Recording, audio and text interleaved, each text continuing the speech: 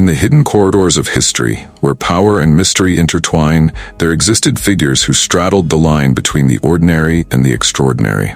Revered by some and feared by others, they were bound to a fate that forever etched their place in society. From servants to trusted advisors of emperors, their presence shaped empires and altered the course of cultures. Yet much of their existence remains shrouded in silence. Hello, history travelers. Have you ever imagined sacrificing something to be part of the elite power circles? Today, we're diving into the mysterious lives of eunuchs, figures who played crucial roles in shaping the world for centuries. Before we dive deeper, make sure to smash that like button, and let's get started. How eunuchs came to be in history. The presence of eunuchs in history dates back to ancient times, intricately woven with the rise of the first great civilizations. The practice of castrating men to transform them into eunuchs began around the 3rd millennium BCE in ancient Mesopotamia. Records indicate that these men, deprived of their reproductive capacities, were often placed in positions of immense trust and power. In the Sumerian Empire, for instance, eunuchs served in temples, fulfilling religious and administrative duties while being surrounded by an aura of sacredness and control.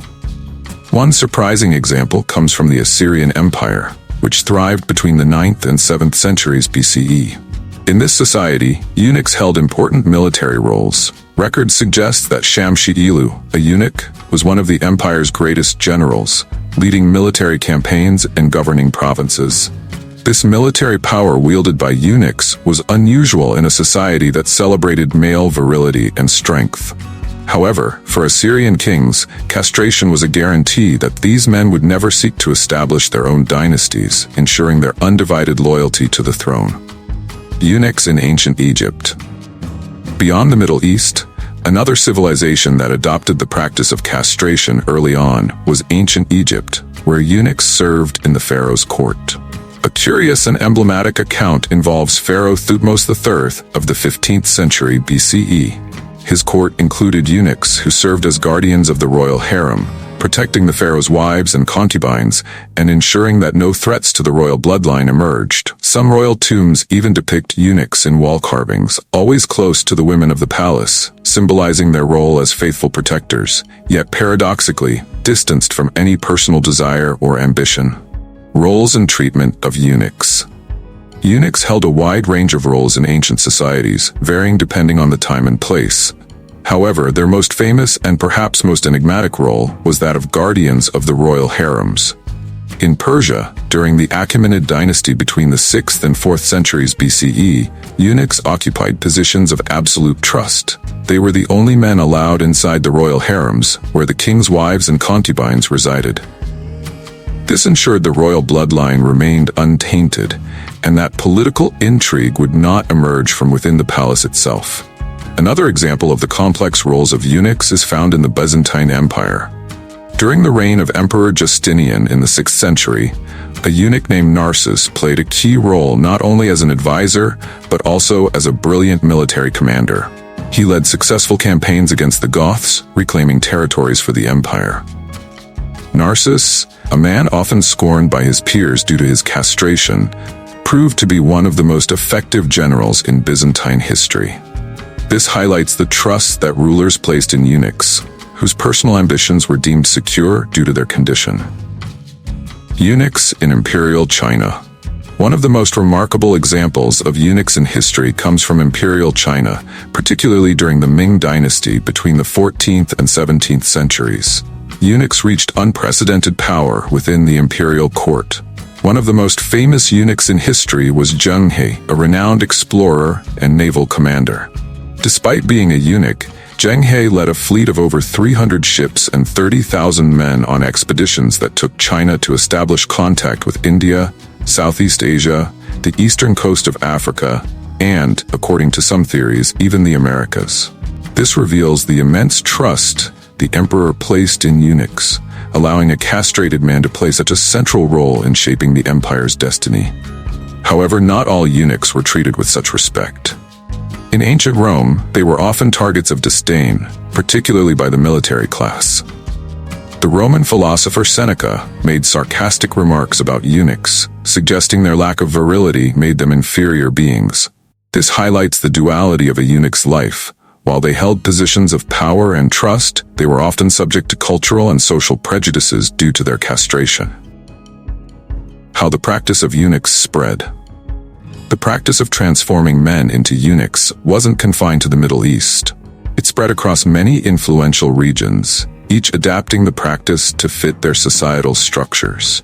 Imperial China, for example, became one of the most well-known societies for the use of eunuchs. During the Han Dynasty, which ruled between the 3rd century BCE and the 3rd century CE, eunuchs played a crucial role in controlling access to the emperors. However, it was during the Ming Dynasty that eunuchs reached their peak of influence, especially in political and military matters. In the Ottoman Empire, eunuchs also played essential roles. Black eunuchs, often from Africa, were the guardians of the imperial harems, while white eunuchs, generally from the Caucasus, handled administrative duties and acted as high-ranking advisors.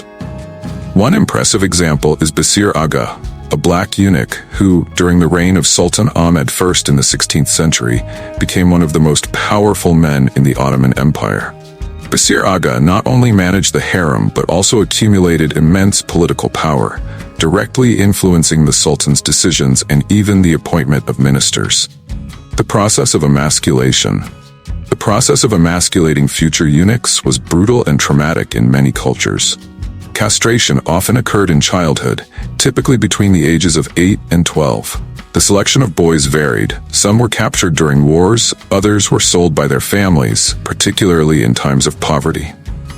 In China, the process of castration was rigorous, involving the complete removal of the genitalia. Many did not survive the procedure, with a high mortality rate due to infection. However, those who endured the pain and survived would become eunuchs, serving in the imperial court. In the Ottoman Empire, the practice was equally violent, though partial castration was more common. Boys were chosen for their physical aptitudes or the submissiveness they exhibited from a young age. Once castrated, they underwent a long recovery period before beginning their designated roles. The European obsession with eunuchs. Surprisingly, the obsession with eunuchs wasn't exclusive to the East. In modern Europe, particularly between the 16th and 18th centuries, there was a true fascination with castrated men.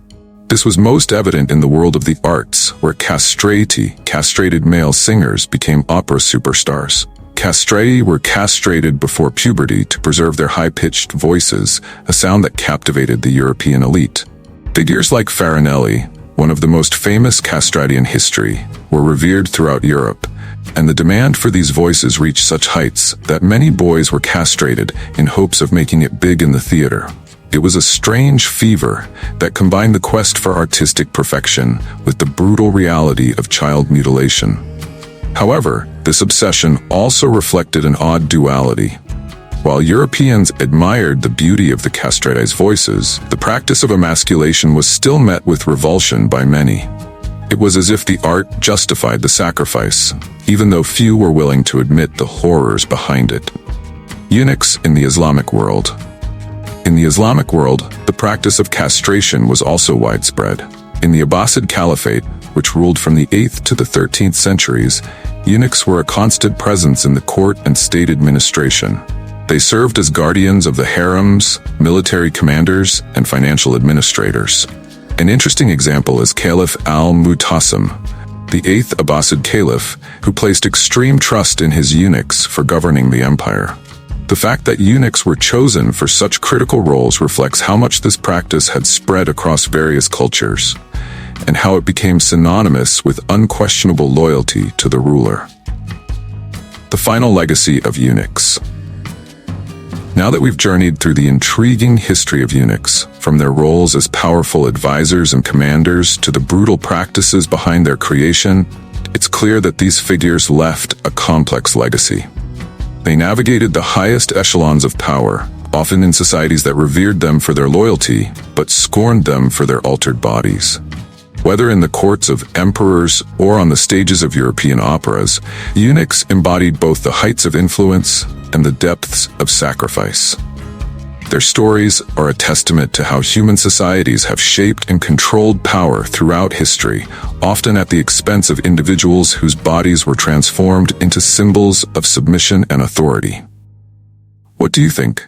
Would you have preferred to be a castrato and shine on Europe's grand stages, or serve as a eunuch in the secret corridors of an imperial court?